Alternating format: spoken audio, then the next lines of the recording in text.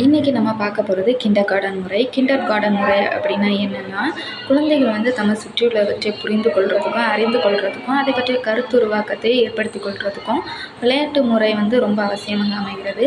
பிரச்சனை தீர்த்தல், விரி சிந்தனை, தலைமை பண்பு போன்றவற்றை விளையாட்டின் மூலம் வந்து தெரிந்து கொள்கின்றனர். இந்த பெரும்பாலான குழந்தைகள் வந்து விளையாட்டு முறை மூலம் கற்றலையே வந்து பெரிதும் விரும்புகின்றனர். விளையாடும் பொழுது குழந்தைகள் வந்து பல்வேறு சமூகம், சிந்தனை, மொழி, மன வளர்ச்சி சார்ந்த பல்வேறு திறன்களை வந்து கற்றுக்கொள்கின்றனர். மற்ற குழந்தைகளிடமிருந்தும் பல வகையான திறன்களை வந்து கற்றுக்கொள்கின்றனர். குழந்தைகள் வந்து இயற்கையாகவே கற்றுக்கொள்வதில் மிகவும் ஆர்வம் உடையவர்களாக இருக்கின்றனர். அதனால் விளையாட்டு முறை மூலம் வந்து கற்றுக்கொள்கிறதுனால இன்னும் அவங்க முழுமையான கற்றல் வந்து பெற்றிருப்பாங்க. இதை வந்து ப்ரோஃபுல் அப்படிங்கிற கல்வியலாளர் கிண்டர் கார்டன் அப்படிங்கிற முறையை வந்து உருவாக்கியிருக்காரு. ப்ரோஃபுல் அப்படிங்கிறவர் 1782 வந்து ஜெர்மானிய கிராமம் ஒன்றில் வந்து ஒரு பாதிரியாரோட மகனாக பிறந்தார். இவருக்கு வந்து இளம் வயதிலேயே வந்து தாயை இழந்தார். இவர் தந்தை வந்து இன்னொரு மறுமணம் பண்ணனால இவருக்கு தாயோட அரவணைப்பு வந்து சின்ன வயசுலேருந்தே கிடைக்கல. அதனால இவர் வீட்டை விட்டு வெளியேறினார். வெளியேறி இயற்கையை ரசித்து அதை வியந்து போற்றி அவர் வந்து அதிலேயே செலவிட்டார். இதனால தான் பிற்காலத்தில் வந்து குழந்தைகள் வந்து இயற்கையோடு செலவிடணும் அப்படிங்கிறதுக்கு அடிப்படையாக அமைந்தது. இவரோட மாமா வந்து இவரை தத்தெடுத்து ஒரு கிராம பள்ளியில் வந்து சேர்க்கப்பட்டார். ஆனாலும் அங்கே அவரால் ஒழுங்காக கல்வி கற்க முடியலை. அதனால் பள்ளியை விட்டு விலகினார். அதுக்கப்புறம் 2 ஆண்டுகள் வந்து காட்டியலாக அதிகாரியிடம் தொழில் பயிலும் மாணவனாக இருந்த பின் ஜீனா பல்கலைக்கழகத்தில் வந்து கல்வி கற்றார். ஆசிரியர் தொழிலில் அவர் வந்து இதில் வெற்றி கண்ட அதுக்கப்புறம் வெர்ரூன் அப்படிங்கிற இடத்துல வந்து பெஸ்ட்ராலஜிக் அப்படிங்கிற பள்ளியில் வந்து பணிக்கு சேர்ந்தார். 1816 வந்து தானே ஒரு பள்ளியை நிறுவி அதில் வந்து பெஸ்ட்ராலஜிக் அப்படிங்கிற அணுகுமுறையை வந்து கையாண்டார். கிண்டர் கார்டன் அப்படின்னா குழந்தைகளோட பூங்கா அப்படின்னு பேர். பூங்காவில் எப்படி நிறைய கலர்ஸ் உள்ள ஃப்ளவர்ஸ் எல்லாம் பூத்து குலுங்குமோ அதே போல் இந்த கிண்டர் கார்டனும் குழந்தைகளோட பல்வேறு திறன்கள் வந்து மலரும் இடமாட்டு சொல்லியிருக்காரு. தோட்டக்காரன் எப்படி வளமான நீர், வெளிச்சம் இதெல்லாம் தான் அந்த பூக்களுக்கு வழங்க முடியும். ஆனால் அந்த செடியில் உள்ள எந்த ஒரு முட்டையும் வந்து அவனால் மலர்விக்க முடியாது. அது வந்து தானாக தான் மலரணும். அதே போல் ஆரஞ்சு செடியில் அவன் வந்து ரோஜா பூவை வந்து பூக்க வைக்க முடியாது. அதே மாதிரி தான் குழந்தைங்களும் அவங்களோட தனித்திறமைகள் வளர்கிற இடம் தான் கிண்டர் கார்டன் முறை.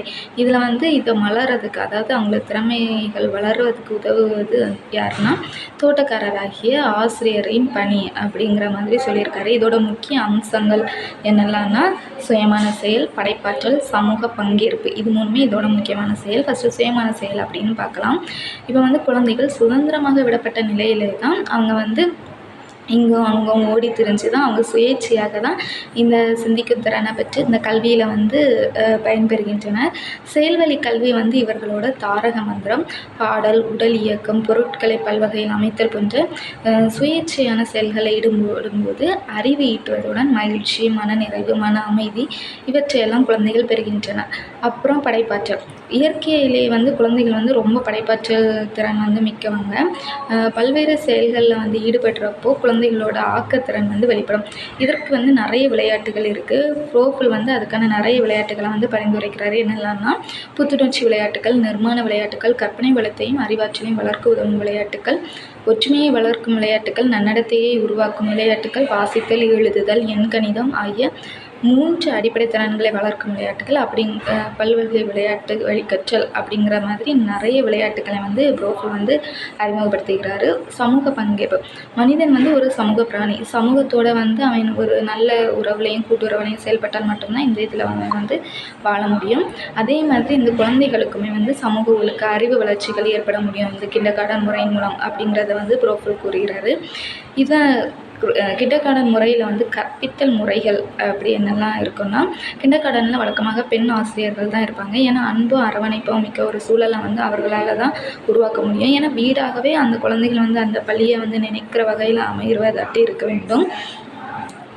இப்போ வந்து செயல்திறன் வழி எப்படி கற்றுக்கொள்ளலாம்னா, ஒரு கருத்து அல்லது கதையை சொல்லும்போது அது வந்து பாடலாக பாடப்பட்டு பாடலுக்கு ஏற்றவாறு மாணவர்கள் வந்து அந்த பாடலுக்கு டான்ஸ் ஆடியோ இல்லைன்னா ஒரு கதையாக இருந்தால் அதை வந்து நாடகமாக நடிச்சோ அந்த மாதிரி காட்டுறது மூலமாட்டு இந்த குழந்தைகளோட அறிவுத்திறன் வந்து மேம்படும்.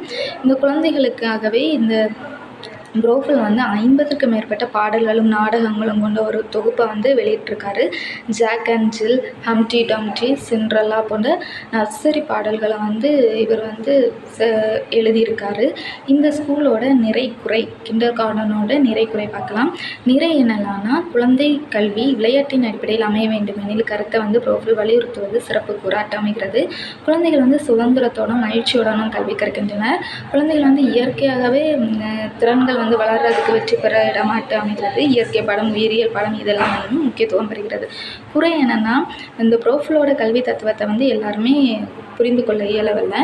முன் கருத்துக்களை குழந்தைகளுக்கு கற்பிக்க கருதுவது குருவி தலையில் பனங்காயை வைப்பது போல ஆகும் அப்படின்னு சொல்லியிருக்காங்க. குழந்தையின் உள்ளீட்டை பொறுத்தே அதன் புற வளர்ச்சியும் இருக்கும் என்பது அது வந்து பொருந்தாது அப்படின்னு சொல்லியிருக்காங்க. பாடங்களை ஒன்றோடு ஒன்று பொருத்தி கற்பிக்கும் வாய்ப்புகள் வந்து இம்முறையில் இல்லை அப்படின்னு சொல்லியிருக்காங்க. குழந்தைகளுக்கு பொறுப்பு தரப்பெற்றால் தான் அது முழுமையான வளர்ச்சியே இதுவும் என்ற தற்கால கருத்து இம்முறையில் வந்து இடம்பெறவில்லை. சமூக சூழ்நிலைக்கேற்ப முதன்மை அளிக்கப்பட்டுள்ளது. சமூக வாழ்க்கையுடன் தனிப்பட்டோரின் வாழ்க்கை பின்னி கிடப்பதாக கூறுகிறார். இதெல்லாம் அதோட குறைகளாக இருக்குது. இதோட பள்ளியோட செயல்கள் என்னென்னா, 3 வயதுலேருந்தே குழந்தைகளுக்கு கல்வி வழங்கப்படணும். சுதந்திரம், விளையாட்டு, மனமகிழ்ச்சி அப்படிங்கிறது இந்த 3ம் தான் இந்த பள்ளியோட செயல்பாடாக அமைகிறது. புத்தகத்தை கொண்ட பாடம் வந்து கற்பிக்கும் முறையை வந்து ப்ரோஃபில் வந்து நிராகரிக்கிறாரு. ஆக நம்ம வந்து கிண்டர் கார்டன் முறை குழந்தைகளுக்கு வந்து ரொம்ப பயனுள்ள வகையில் அமைகிறது. இந்த முறையின் மூலம் அவங்க கற்கிறதுனால அவங்க வந்து இயற்கையுடன் ஒன்றித்து அவங்களோட திறன்கள் மென்மேலும் வளர்கிறதுக்கு பயனுள்ள வகையாக அமைகிறது அப்படின்னு பார்த்தோம். எனக்கு கிண்டர் கார்டனோட யாருன்னு பார்த்தோம், அவரோட பள்ளி கிண்டர் கார்டன் பள்ளி பற்றி பார்த்தோம், அதோட செயல்பாடுகள் பற்றி பார்த்தோம், அதோட நிறை குறைகள் பற்றி பார்த்தோம். நன்றி.